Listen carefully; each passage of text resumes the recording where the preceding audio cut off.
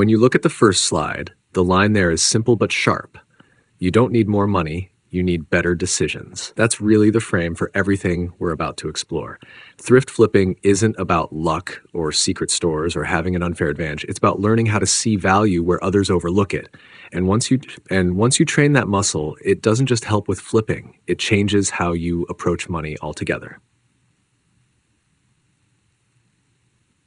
Now, as we move into what this session actually covers, notice the structure. We're not jumping straight into tactics. First, we're grounding ourselves in why this works as a low-risk income model.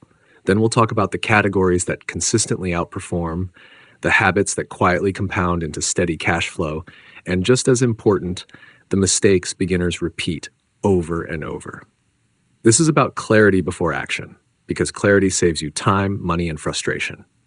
Here's the core opportunity, and this slide captures it well. Thrift stores are inefficient markets. They're not designed to price things perfectly. They're designed to move volume. That gap between what something is priced at and what someone else is willing to pay for it is where profit lives.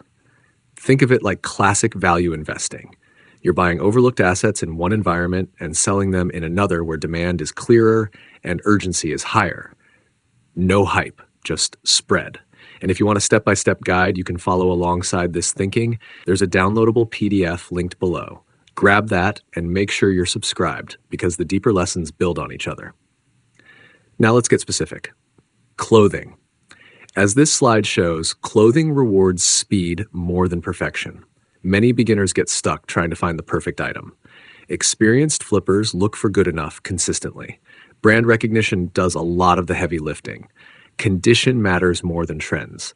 And clean presentation, clear photos, honest descriptions creates trust fast. This is where the idea from Atomic Habits quietly applies.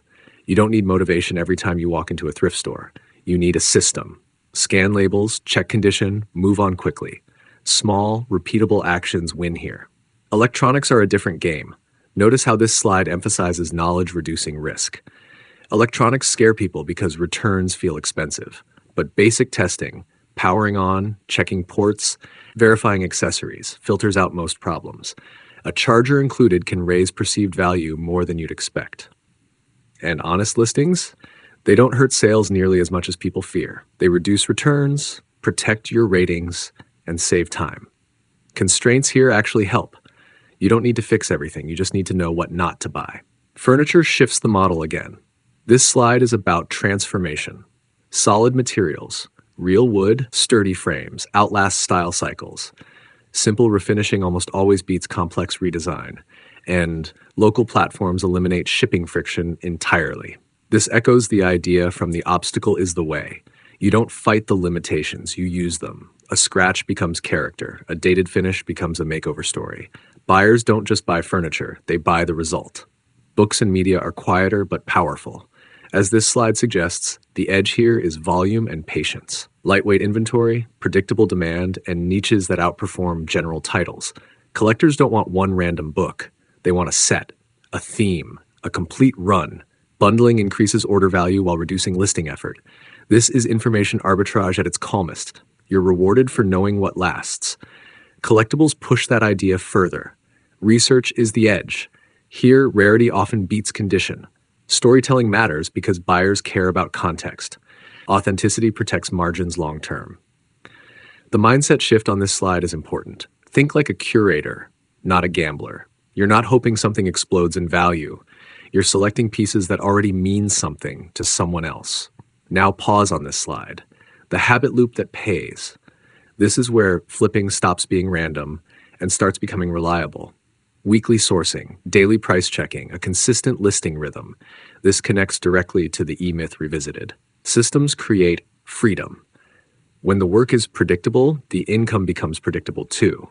And predictability is what turns a side hustle into something sustainable. Of course, mistakes happen. This slide names the big ones. Buying emotionally instead of analytically, holding inventory too long because of ego, ignoring platform fees until they quietly eat your margins.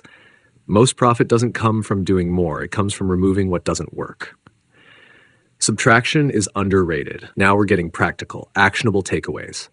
Start with one category. Track every purchase and sale. Reinvest before scaling lifestyle. This is where wisdom compounds quietly. No flashy moves, just discipline applied consistently. And now this reflection slide. Take a moment here.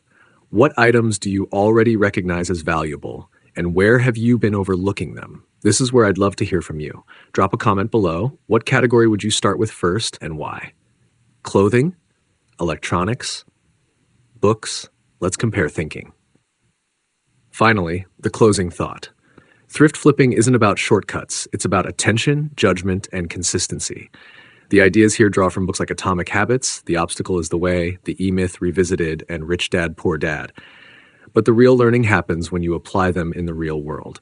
If you want to make this actionable, download the PDF link below, subscribe for more breakdowns like this, and turn on notifications so you don't miss the next insight.